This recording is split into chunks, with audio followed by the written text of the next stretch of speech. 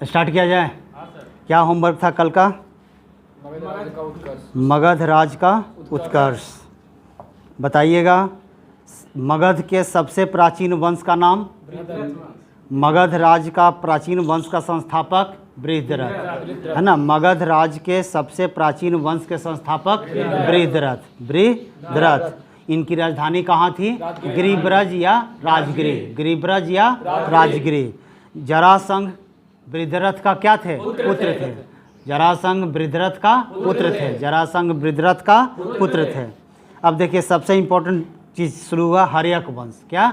हर्यक वंश। तो हर्यक वंश का संस्थापक पूछेगा तो बिंबिसार। हर्यक वंश का संस्थापक, हर्यक वंश का संस्थापक, हर्यक वंश का संस्थापक, हर्यक वंश का संस्थापक, हर्यक वंश के संस्थापक। बताइएगा बिंबिसार कौन धर्म का अनुयायी थे? बौद्ध धर्म के अनुयायी थे। बिंबिसार किस धर्म को मानते थे? बौद्ध धर्म को मानते थे। नहीं। अगला सवाल है कि बिंबिसार ने किसको हराकर अंगराज को मगध में मिला लिया? बृहद्रथ, ब्रह्मदत्त। कौन? ब्रह्मदत्त, है ना। बिंबिसार ने ब्रह्मदत्त को हराकर अंगराज को अपने में मिला लिया। क्लियर है? अगला सवाल है बिंबिसार ने किस नगर का निर्माण किया? तो राजगृह। और उसको अपना क्या बना लिया? राजधानी। यानी हर्यक वंश का पहला राजधानी क्या बोला जाएगा? राजगृह। को किसने बसाया था? बिंबिसार ने। किसने बसाया था? बिंबिसार ने। ठीक है। बिंबिसार ने मगध पर कितने वर्ष तक? 52 वर्षों तक शासन किया। कितने वर्षों तक? 52 ईयर्स। कोई दिक्कत?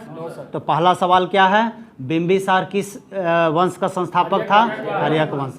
बिंबिसार ने किस नगर को बसाया? राजगृह को बसाया। नहीं। बिंबिसार ने किस राज्य को मिला लिया? ब्रह्मदत्त को हराकर अंग को बना लिया। नहीं। फिर सवाल पूछ सकता है कि बिंबिसार किस धर्म का अनुयायी था?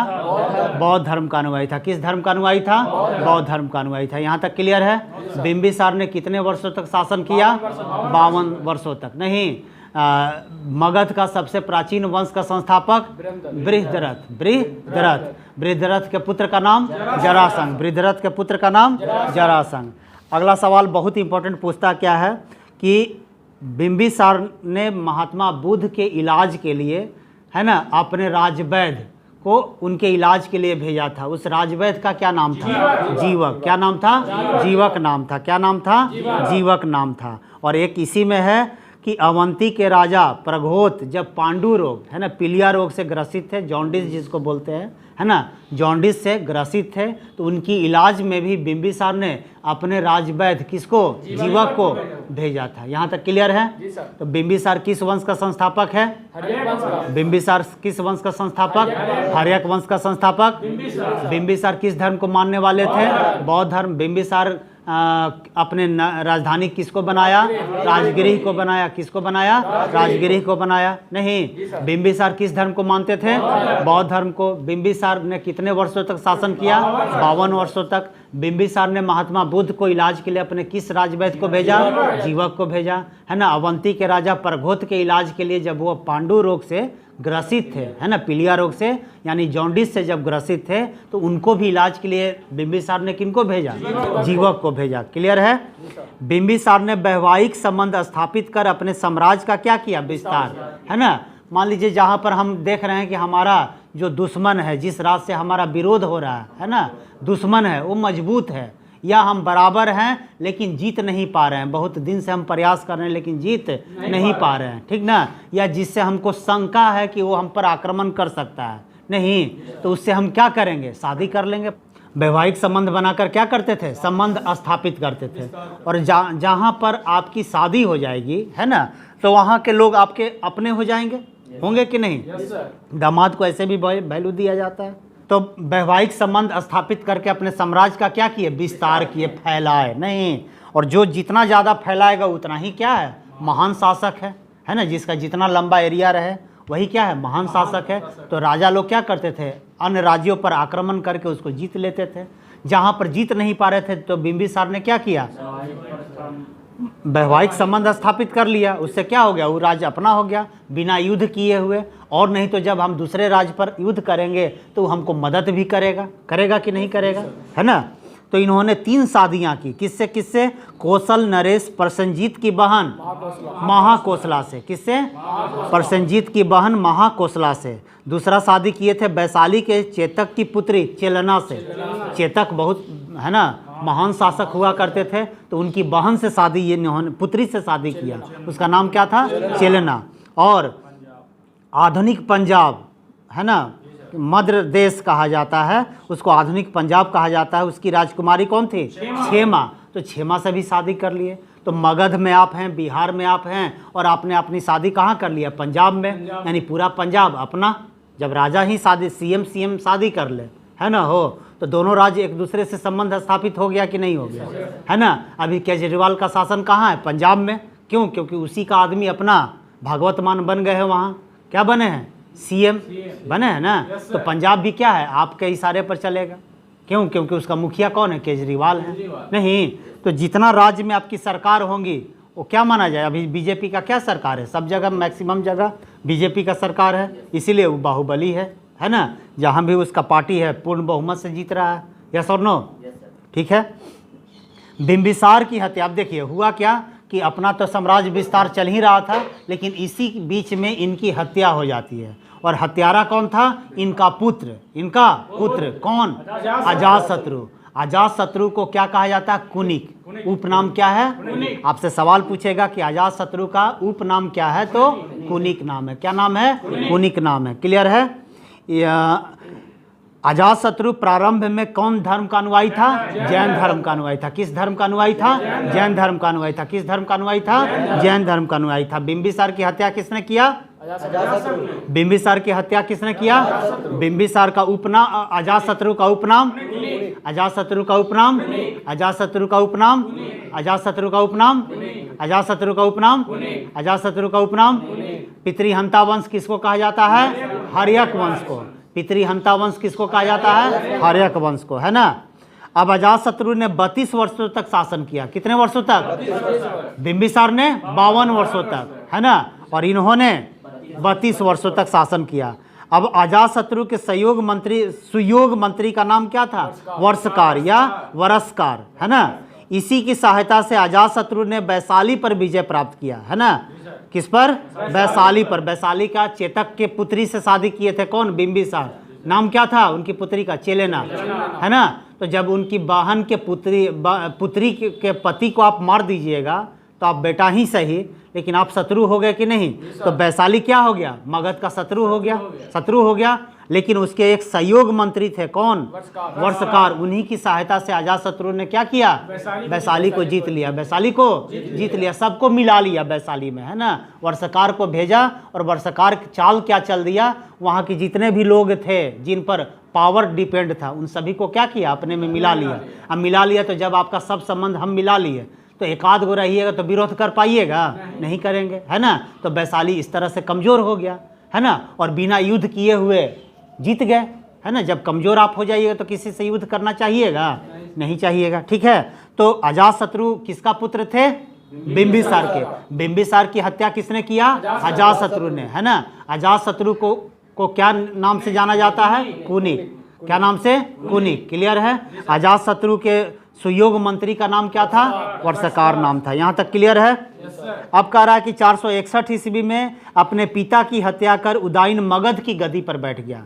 यानी अजातशत्रु ने अपने पिता की हत्या किया, बिंबिसार, है ना। और उसी तरह उदयन भी क्या किया? तो कहा जाता है जैसा बीज बोइएगा उतना वैसा फल पाइएगा, है ना। इसलिए कर्म जैसा कीजिएगा वैसा फल आपको मिलेगा।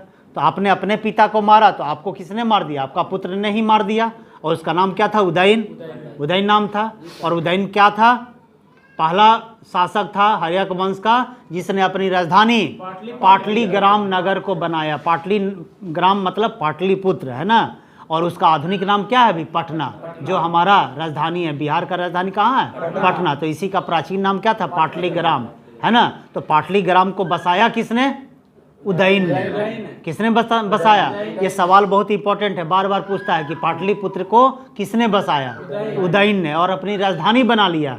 और पहले राजधानी कहाँ था? राजगिरी। कहाँ था? राजगिरी या गिरिब्रज, एक ही नाम है। क्लियर है। जहाँ पर पहला बौद्ध सम्मेलन हुआ था। तो अजातशत्रु की हत्या किसने कर दिया? उनका पुत्र उदयन ने, उसका पुत्र उदयन ने, है ना। और मगध की गद्दी पर बैठ गए, मगध की गद्दी पर बैठ गए। उदयन ने पाटलीग्राम की स्थापना किया, अभी पढ़े हम लोग। पाटलीग्राम के संस्थापक कौन थे? उदयन, है ना। पाटलीग्राम मतलब पटना, आधुनिक नाम क्या है? पटना, जो अब बिहार की क्या है? राजधानी है ना। इसका 3-4 नाम बदला है, समझे कि नहीं। अब बताइए उदयन किस धर्म का अनुयायी था? जैन धर्म का अनुयायी था। नहीं, इनके दादाजी बिंबिसार बौद्ध धर्म, उनके पिता अजातशत्रु, और ये खुद जैन धर्म का अनुयायी था। हर्यक वंश का अंतिम शासक कौन था? उदयन का पुत्र नागदशक। बहुत भी सवाल है, बार बार पूछता है कि हर्यक वंश का अंतिम शासक, हर्यक वंश का अंतिम शासक, हर्यक वंश का संस्थापक, हर्यक वंश का संस्थापक, हर्यक वंश का संस्थापक, हर्यक वंश का अंतिम शासक, हर्यक वंश का अंतिम शासक। नागदशक किसका पुत्र था?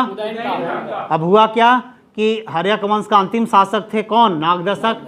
और इनकी हत्या कौन कर दिया? इनका अमात्य थे, अमात्य मतलब प्रधानमंत्री, है ना। क्या नाम था? शिशुनाग। इसने इसको मार दिया, किसको? नागदशक को। और इस तरह से हर्यक वंश का क्या हो गया? समाप्त हो गया। और शिशुनाग मारा था तो अपने ही नाम पर शिशुनाग वंश का स्थापना कर दिया। किसका? शिशुनाग वंश का। किसका? शिशुनाग वंश का स्थापना किसने किया? शिशुनाग ने। किसने किया? किसकी हत्या करके? नागदशक की हत्या करके। किसकी हत्या करके? नागदशक की हत्या करके। ठीक है जी।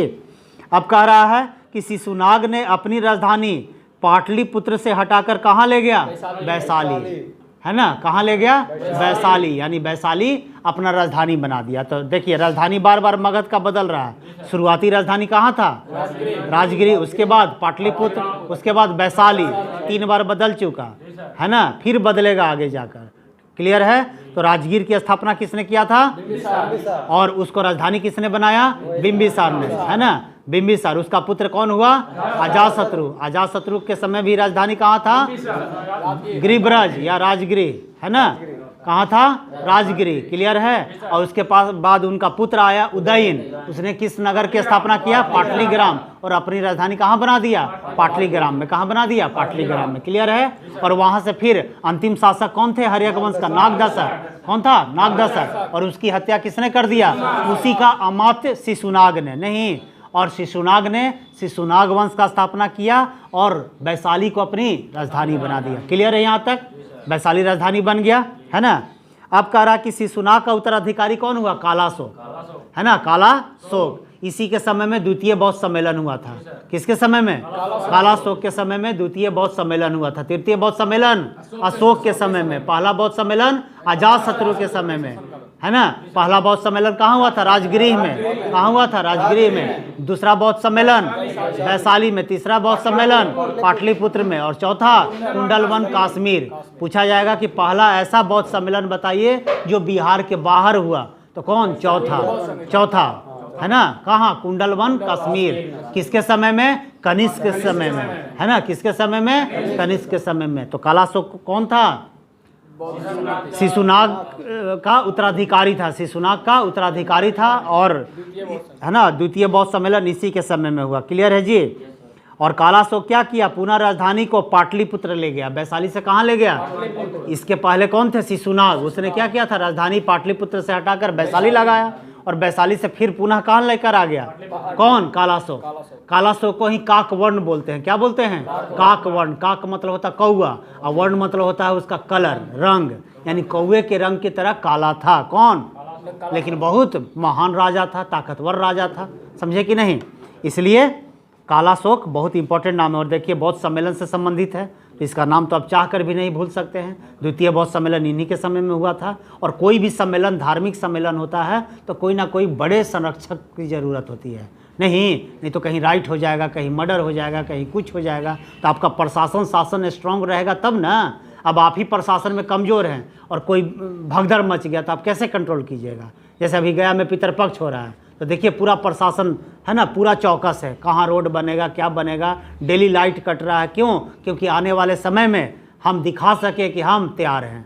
नहीं, जो बाहर के लोग आएंगे, आगंतुक आएंगे आपके पास, पिंडदानी यात्री लोग आएंगे, वो क्या एक अच्छा मैसेज लेकर जाएंगे, एक अच्छा फील लेकर जाएंगे कि जो लोग बिहार के बारे में देखिए मिथिला पेंटिंग चल रहा है वहाँ, मधुबनी पेंटिंग, चल रहा है ना मधुबनी पेंटिंग सीताकुंड में, क्यों प्रमोट कर रहे हैं हम लोग, है ना। इससे लोग जानेंगे कि बिहार का पेंटिंग इतने उच्च स्तरीय पेंटिंग है, समझ रहे हैं। मिथिला पेंटिंग बहुत उच्च स्तरीय पेंटिंग है, समझे कि नहीं। मधुबनी पेंटिंग आर्टिस्ट लोग, है ना, जब आप प्रमोट कीजिएगा तब ना कला आगे निकलेगा, नहीं तो कलाकार लोग क्या है, रह जाएगा, है ना, छिप जाएगा और भूखे मरने लगेगा तो कोई कला याद करेगा बाबू। आप कोई काम कर रहे हैं, पैसा आ ही नहीं रहा, तो उस काम को कितना दिन तक झेलिएगा, नहीं झेलिएगा। तो जीविका का साधन कब होगा, जब कोई चीज़ आपको प्रमोट। इसीलिए राजा को क्या होना चाहिए, स्ट्रॉन्ग होना चाहिए। राजा अगर स्ट्रॉन्ग है तो सब चीज़ स्ट्रॉन्ग है ना, प्रजा भी स्ट्रॉन्ग हो जाएगा। और राजा ही धुक धुक धुक धुक करके चल रहा है तो प्रजा ऐसे ही मर जाएगा, कोई मतलब ही नहीं रहेगा। कोरोना में देखिए अच्छा कंट्री बाप बाप कर रहा था, लेकिन इंडिया में मोदी सरकार अपने भी इंजेक्शन लगवाया, सबको सब्जी साग सब सस्ता दे दिया और विदेश में भी इंजेक्शन सप्लाई कर दिया, हुआ कि नहीं। और उस समय कोई अन्य सरकार रहता जो कमज़ोर होता, है ना, तो हमारा देश हो सकता था कि पूरा मृतकों का देश हो जाता, बहुत लोग मर जाते। और हमारे पास तो बहाना भी था कि विकसित देश जब नहीं कर पा रहा तो हम क्यों करेंगे, जब बड़ा आदमी नहीं कर पा रहा तो हम क्यों करेंगे, बहाना हमारे पास है।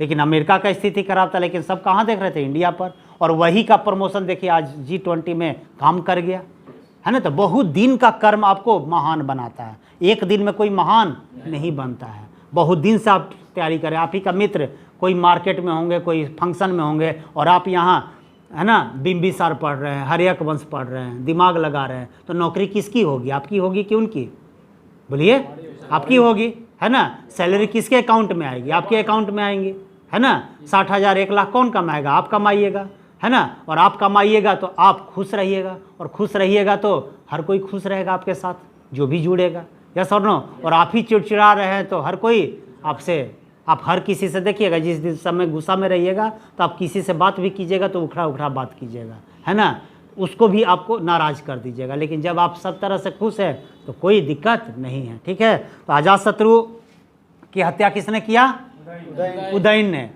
हर्यक वंश का अंतिम शासक कौन था, नागदशक, है ना। और उसकी हत्या किसने कर दिया, शिशुनाग ने। और किस वंश की स्थापना कर दिया मगध पर, शिशुनाग वंश की, है ना। और उसने अपनी राजधानी कहाँ ले गया, वैशाली ले गया, कहाँ ले गया, वैशाली ले गया, है ना। और वैशाली जब राजधानी था तो उसके बाद उत्तराधिकारी कौन बने, कालाशोक। और कालाशोक ने क्या किया, अपनी राजधानी को पुनः पाटलिपुत्र लेकर गया, पाटलीग्राम लेकर चला गया। क्लियर है जी।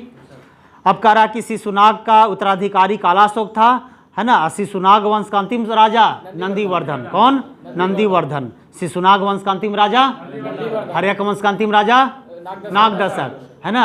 शिशुनाग वंश का अंतिम शासक, है ना। शिशुनाग वंश का संस्थापक, शिशुनाग वंश का संस्थापक शिशुनाग, शिशुनाग वंश का संस्थापक शिशुनाग, शिशुनाग वंश का संस्थापक हर्यक वंश का संस्थापक, हर्यक वंश का संस्थापक, हर्यक वंश का संस्थापक, हर्यक वंश का संस्थापक।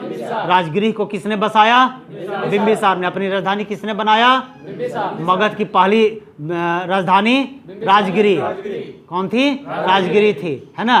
राजगिरी के बाद पाटलिपुत्र कौन लाया, उदयन ने लाया, है ना। और फिर वैशाली कौन ले गया, शिशुनाग। और वैशाली से पुनः पाटलिपुत्र कौन लाया, कालाशोक। क्लियर है। शिशुनाग वंश का अंतिम राजा नंदीवर्धन, कौन, अब देखिए नंदीवर्धन अंतिम शासक था। और उसके बाद मगध पर किसका स्थापना हो गया, नंद वंश का राज्य हो गया। किसका शासन हो गया, नंद वंश का। संस्थापक कौन था, महापद्मनंद, महापद्मनंद, नंद वंश का संस्थापक। और अंतिम शासक घनानंद। अंतिम शासक पूछता है सवाल, है ना, कि सिकंदर का समकालीन मगध का कौन शासक था, घनानंद। कौन था, कौन था, सिकंदर का समकालीन कौन था, घनानंद था। क्लियर है। और इसे चंद्रगुप्त मौर्य ने युद्ध में पराजित किया। किसको, घनानंद को पराजित किसने किया, चंद्रगुप्त मौर्य ने पराजित किया। किसकी सहायता से, चाणक्य की सहायता से, है ना। चाणक्य उनके गुरु थे। चाणक्य के बारे में पढ़ेंगे कि चाणक्य जो थे उनका बचपन का नाम क्या था, विष्णुगुप्त। और एक अन्य नाम क्या था, कौटिल्य, है ना। चाणक्य ने ही नंद वंश के अंतिम शासक घनानंद को चैलेंज दे दिया था, है ना। घनानंद क्या किए थे, इनको बेइज्जत कर दिए। किसको, चाणक्य को। तो चाणक्य क्या बोले कि आपका वंश का विनाश होने वाला है। और किसके द्वारा, मेरे द्वारा। किसके द्वारा? मेरे द्वारा। और उसके बाद वो चंद्रगुप्त को तैयार किए। किसको तैयार किए? चंद्रगुप्त को। और उसी को चंद्रगुप्त मौर्य कहा गया, जो कि आने वाले समय में मौर्य वंश का संस्थापक था। मौर्य वंश का, यानी नंद वंश के बाद कौन सा वंश पढ़ने वाले हैं हम लोग? मौर्य वंश। मौर्य वंश का संस्थापक चंद्रगुप्त मौर्य थे। कौन थे? चंद्रगुप्त मौर्य थे। कौन थे? महान शासक थे। कौन थे? महान शासक थे। यस और नो? सिकंदर का सेनापति था सेल्यूकस निकेटर। उनका युद्ध हुआ किनके साथ? चंद्रगुप्त मौर्य के साथ, है ना, जिसको उन्होंने पराजित कर दिया। और उसकी बेटी हेलेना या कार्नेलिया से शादी कर लिए। नहीं, और इस प्रकार सेनापति जो थे कौन? Seleucus Nicator. उनका एक राजदूत था, कौन? मेगास्थनीज। उसका मगध में आया, राजदूत बनकर नियुक्त किया गया। नहीं, और उसने ही आगे चलकर कौन सा पुस्तक लिख दिया? इंडिका, जिसके बारे में हम लोग क्या पढ़ते हैं? प्राचीन भारत के बारे में, मौर्य वंश के बारे में, मगध के बारे में पढ़ते हैं। नहीं, ऐतिहासिक स्रोत चाहिए ना हमको। कोई भी इतिहास के, तो प्राचीन इतिहास को जानने के लिए इंडिका स्रोत के काम करता है ना। उन्होंने लिखा है कि मगध कैसा था, वहाँ का राजा कैसा था, लिखा है ना, कि सोने के पालकी से चलते थे। नहीं, सोने और हीरे मोतियों से सजा हुआ उनका पालकी होता था। नहीं, ट्रेंड तोता उनके पास होता था। नहीं, उनका खाना को उनके मिलने से पहले कोई चखता था, टेस्ट करता था, तब राजा खाते थे। राजा कभी भी 2 दिन एक ही कमरे में नहीं सोते थे, बदल बदल के उनका कमरा चलता था। ऐसे हमारा मगध का सम्राट था चंद्रगुप्त मौर्य। यस और नो? आगे चलकर पढ़ेंगे मौर्य वंश में। क्लियर है? अभी आप लोग घनानंद अंतिम शासक थे किसका? नंद वंश का। किसका? नंद वंश का संस्थापक, अंतिम शासक, सिकंदर का समकालीन। सिकंदर का समकालीन। इसको किसने हराया? चंद्रगुप्त मौर्य ने हराया। किसने हराया? आज तक यहीं तक रखते हैं, कोई दिक्कत? और क्या था होमवर्क? चलिए रिवीजन करवा देते हैं, है ना। प्रमुख खेल में एक पक्ष के खिलाड़ियों की संख्या पढ़ा चुके हैं। बताइएगा। Rugby football, rugby football. जिनको याद नहीं है वो भी मुंह खोलेंगे, है ना, बोलते बोलते याद हो जाएगा। ग्रुपिंग का क्या बाबू? रग्बी फुटबॉल 15 खिलाड़ियों की संख्या एक पक्ष में। जैसे क्रिकेट में 11, फुटबॉल में 11, हॉकी में 11, है ना। तो उसी तरह रग्बी फुटबॉल में, बेसबॉल में 9, बेसबॉल में 9, बेसबॉल में, पोलो में, पोलो में, पोलो में, water polo, water polo, water polo, water polo, kho kho, kho kho, kabaddi, kabaddi, gymnastic, gymnastic, gymnastic, basketball 5, basketball, basketball, tennis एवं टेबल टेनिस 1 या 2, टेबल टेनिस कितना? 1 और 2, tennis, volleyball, volleyball, volleyball, hockey, baseball 9, baseball, rugby football, rugby football, polo, water polo, water polo, kho kho, kabaddi, kabaddi, netball, netball, netball, volleyball, volleyball, volleyball, volleyball. Canada का राष्ट्रीय खेल ice hockey. Canada का राष्ट्रीय खेल ice hockey. Canada का राष्ट्रीय खेल आइस हॉकी, है ना। भारत का हॉकी, भारत का, रूस का फुटबॉल, शतरंज, रूस का, Scotland rugby football, Scotland, Scotland, Scotland, Bhutan तीरंदाजी, Bhutan, Bhutan, Brazil football, Brazil, England cricket, England, England, Japan, Japan cricket, England, Australia cricket, England, Australia, hockey Bharat Pakistan, hockey Bangladesh, kabaddi, kabaddi में कितने खिलाड़ी होते हैं? 7। याद हो गया। राष्ट्रीय दिवस के बारे में जान ले हम लोग, थोड़ा रिवाइज कर लीजिए, है ना। रिवाइज है। विश्व कैंसर दिवस, विश्व कैंसर दिवस, विश्व कैंसर दिवस। आप भी बोलिए, साहिल एकदम बोलना है, टेंशन नहीं लेना है, सब याद हो जाता है। प्रवासी भारतीय दिवस 9 जनवरी, प्रवासी भारतीय दिवस, प्रवासी भारतीय दिवस, प्रवासी भारतीय दिवस। विश्व हिंदी दिवस, विश्व हिंदी दिवस। राष्ट्रीय युवा दिवस, राष्ट्रीय युवा दिवस, राष्ट्रीय युवा दिवस, राष्ट्रीय युवा दिवस किसके जन्मदिन पर? स्वामी विवेकानंद जी के दिवस पर, ठीक ना। थल सेना दिवस, थल सेना दिवस, राष्ट्रीय बालिका दिवस 24 जनवरी। देखिए आज का सेट में आया हुआ था, टेस्ट लिए थे उसमें सेट में था ये। राष्ट्रीय बालिका दिवस, राष्ट्रीय बालिका दिवस, अंतर्राष्ट्रीय सीमा शुल्क और उत्पाद दिवस, अंतर्राष्ट्रीय सीमा शुल्क और उत्पाद दिवस, शहीद दिवस, शहीद दिवस, शहीद दिवस, कुष्ठ निवारण दिवस, तो जनवरी क्लियर है, जनवरी क्लियर है। सर्वोदय दिवस 30 जनवरी, सर्वोदय दिवस, अंतर्राष्ट्रीय सीमा शुल्क और उत्पाद दिवस।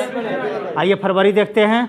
विश्व कैंसर दिवस, विश्व कैंसर दिवस, विश्व कैंसर दिवस, केंद्रीय उत्पाद शुल्क दिवस 24 फरवरी, केंद्रीय उत्पाद शुल्क दिवस, केंद्रीय उत्पाद शुल्क दिवस, केंद्रीय उत्पाद शुल्क दिवस, राष्ट्रीय विज्ञान दिवस, राष्ट्रीय विज्ञान दिवस, अंतर्राष्ट्रीय मातृभाषा दिवस, अंतर्राष्ट्रीय मातृभाषा दिवस 21 फरवरी। याद है? मार्च भी याद है? चलिए बताइएगा। बांग्लादेश का राष्ट्रीय दिवस 26 मार्च है ना। बांग्लादेश का राष्ट्रीय दिवस, आज बांग्लादेश से मैच है ना, तो उसका राष्ट्रीय दिवस, राष्ट्रीय दिवस, राष्ट्रीय दिवस बताइएगा। राष्ट्रीय सुरक्षा दिवस 4 मार्च, राष्ट्रीय सुरक्षा दिवस, राष्ट्रीय सुरक्षा दिवस, अंतर्राष्ट्रीय महिला दिवस, अंतर्राष्ट्रीय महिला दिवस, विश्व उपभोक्ता अधिकार दिवस 15 मार्च, विश्व उपभोक्ता अधिकार दिवस, विश्व उपभोक्ता अधिकार दिवस, विश्व वानिकी दिवस, विश्व वानिकी दिवस, राम मनोहर लोहिया जयंती 23 मार्च, राम मनोहर लोहिया जयंती, विश्व टीबी दिवस, विश्व मौसम विज्ञान दिवस 23 मार्च, भगत सिंह सुखदेव एवं राजगुरु के शहीद दिवस 23 मार्च। क्वेश्चन बोल लेने दीजिए, है ना। भगत सिंह, राजगुरु और सुखदेव का शहीद दिवस, विश्व टीबी दिवस, बांग्लादेश का राष्ट्रीय दिवस 26 मार्च, बांग्लादेश का राष्ट्रीय दिवस, विश्व थिएटर रंगमंच दिवस 27 मार्च। याद हो गया? अप्रैल भी था, बताइएगा। विश्व स्वास्थ्य दिवस, विश्व स्वास्थ्य दिवस, विश्व स्वास्थ्य दिवस, विश्व विरासत दिवस 18 अप्रैल, विश्व विरासत दिवस, विश्व विरासत दिवस, विश्व विरासत दिवस, पृथ्वी दिवस, पृथ्वी दिवस, विश्व पुस्तक और कॉपीराइट दिवस। इसी तरह याद होगा, है ना। बार बार बोलिए, बार बार रिवीजन होते होते याद हो जाएगा, ठीक है। विविध में थोड़ा दम लगाना है। और क्या था होमवर्क? होमवर्क ले लीजिए। मई जून जुलाई, मई जून जुलाई, मई जून, आप मई जून जुलाई से चालू हो जाइए। जो लोग नए हैं मई जून जुलाई से चालू हो जाइए। जब रिवीजन होगा तो उधर से कर लीजिएगा, ठीक है। मई जून जुलाई, क्योंकि अब क्लास कब है? मंडे को। कल टेस्ट है आपका, ठीक है। तो आपको होमवर्क दे देंगे, आपको याद करके आना है। क्लियर है? आरआरबी महेंद्रू 21/1/2001 याद करके आए हैं? बताइएगा। देखिए क्वेश्चन, इस्लाम धर्म के प्रवर्तक कौन थे? हजरत मोहम्मद साहब। इनका जन्म कब हुआ था? 570 ईस्वी में, 570 ईस्वी में, है ना। बताइएगा भारत का प्राचीनतम राजवंश कौन है?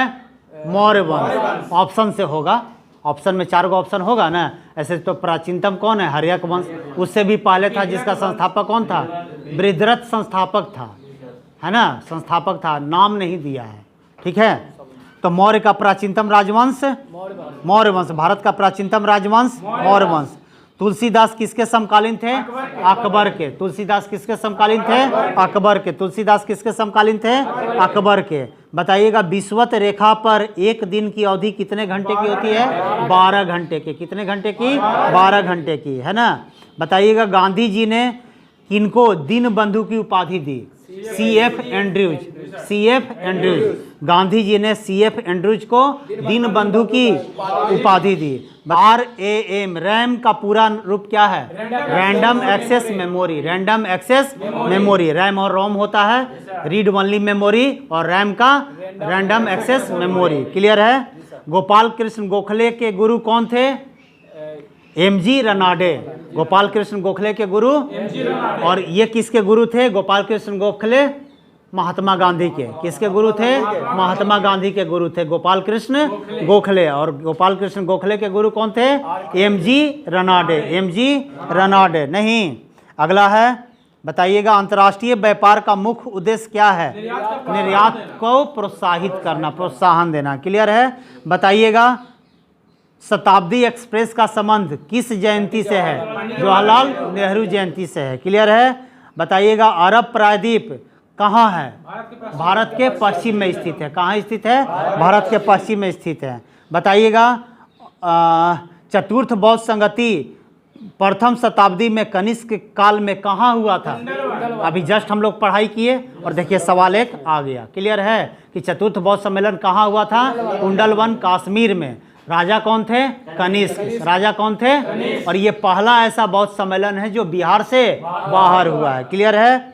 बताइएगा चांद बीबी कहाँ की शासिका थी? अहमदनगर। चांद बीबी कहाँ की? अहमदनगर। बताइएगा कार्बन का शुद्धतम रूप? हीरा। कार्बन का शुद्धतम रूप हीरा। बताइएगा विश्व का सबसे बड़ा हवाई अड्डा? जेड्डा है। जेड्डा में स्थित है। विश्व का सबसे बड़ा हवाई अड्डा जेड्डा में स्थित है। बताइएगा रविन्द्रनाथ टैगोर, है ना, नोबेल पुरस्कार कब दिया गया रविन्द्रनाथ टैगोर को? 1913। 1913 प्रथम भारतीय जिनको साहित्य के क्षेत्र में नोबेल पुरस्कार मिला था? नहीं, कौन थे? नोबेल पुरस्कार विजेता रविन्द्रनाथ टैगोर। कब मिला था इनको? बताइएगा मास्की शिलालेख कहाँ पर स्थित है? आंध्र प्रदेश में स्थित है। कहाँ पर स्थित है? आंध्र प्रदेश में स्थित है। बताइएगा चौरी चौरा कांड किससे संबंधित है? असहयोग आंदोलन। चौरा चौरी कांड किससे संबंधित है? असहयोग आंदोलन। कब हुआ था? 5 फरवरी 1922। 5 फरवरी 1922। 5 फरवरी 1922। बताइएगा गोबर गैस प्लांट से कौन गैस? मीथेन। कौन गैस? मीथेन। कौन गैस? कौन गैस?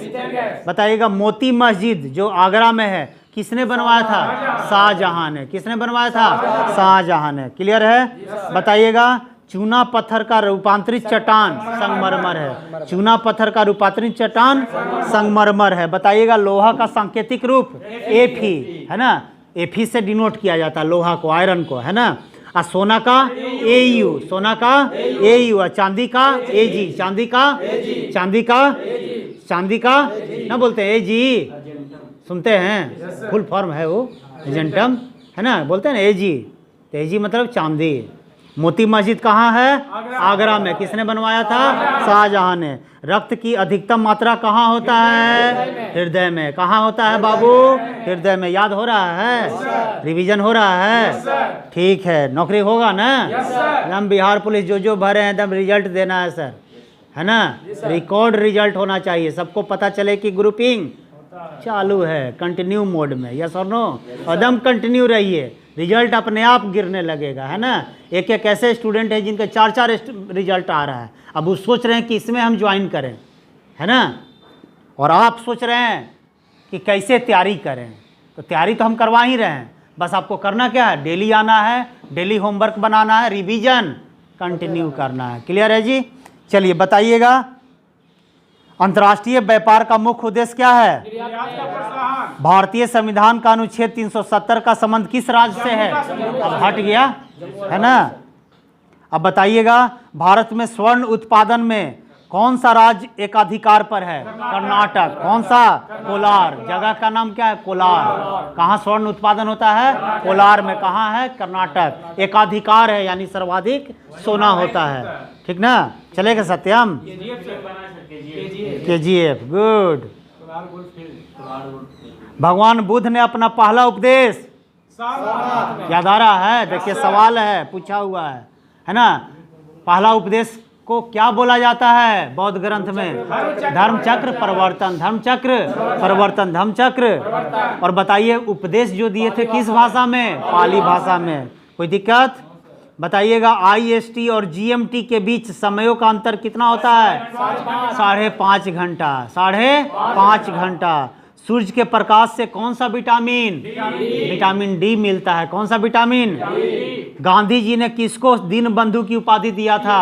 CF एंड्रूज की। खत्म हो गया, होमवर्क दे देंगे अंत में, कोई दिक्कत है? तारपीन का तेल प्राप्त होता है तारपीन का तेल प्राप्त होता है। सबसे लंबा जीवित वृक्ष सिकोया, सबसे लंबा जीवित वृक्ष बताइएगा। संसार का सबसे बड़ा फूल रेफलेसिया, रेफलेसिया है ना। हरे फलों को कृत्रिम ढंग से पकाने हेतु कौन सा गैस पर, एसिटिलीन गैस। कौन सा गैस? हरे फलों को कृत्रिम ढंग से पकाने हेतु कौन सा गैस है ना। बताइएगा पत्तियों का रंग हरा होता है क्योंकि क्लोरोफिल के कारण, पत्तियों के छिद्र जिनके द्वारा जल द्रव रूप में कभी कभार बाहर निकलता है उन्हें कहते हैं जल रंध्र, जल रंध्र। गुड। बताइएगा पौधे का कौन सा भाग श्वसन करता है? पत्ती, पत्ती। कौन सा? पत्ती। पौधे का कौन सा भाग श्वसन करता है? पत्ती। बहुत बढ़िया। बताइएगा पुष्पों का अध्ययन क्या कहलाता है? Anthology, anthology. पुष्पों का अध्ययन क्या कहलाता है? एंथोलॉजी, पुष्पों का अध्ययन। फलों का अध्ययन पोमोलॉजी, फलों का अध्ययन, फलों का अध्ययन। बताइएगा प्रकाश संश्लेषण के दौरान कौन सा गैस निकलता है? Oxygen, oxygen, oxygen. प्रकाश संश्लेषण के दौरान कौन सा गैस निकलता है? कार्बन डाइऑक्साइड लेता है ना बाबू, छोड़ता कोई चीज है? ऑक्सीजन। तो प्रकाश संश्लेषण के दौरान कौन सा गैस निकलता है? ऑक्सीजन। बताइएगा पौधे मुख्यतः पोषण पाते हैं किससे? क्लोरोफिल से, वायुमंडल से, प्रकाश से, भूमि से। भूमि से। किससे? प्याज का बदला हुआ रूप, प्याज का बदला हुआ रूप, प्याज का बदला हुआ रूप। आलू का बदला हुआ रूप, आलू का बदला हुआ रूप तना, आलू से का बदला हुआ रूप। किसके कारण फूलों में रंग होता है? Anthocyanin, anthocyanin, एंथो। प्याज का बदला हुआ रूप। पौधे के किस भाग से हल्दी पाया जाता है? तना से, तना से, तना से। फलों का अध्ययन पोमोलॉजी, फलों का अध्ययन। पुष्पों का अध्ययन, पुष्पों का अध्ययन। चलिए याद हो गया। होमवर्क साइंस में लिख लीजिएगा है ना। Test paper 24, test paper 24, test paper 24 copy निकालिए। पीडी साइंस में टेस्ट पेपर 24। आर्ट्स में क्या है? आरआरबी महेंद्रू कितना था? 27/5/2001, 27/5/2001। आरआरबी महेंद्रू घाट 27/5/2001, 27/5/2001। अगला लिखिएगा होमवर्क में।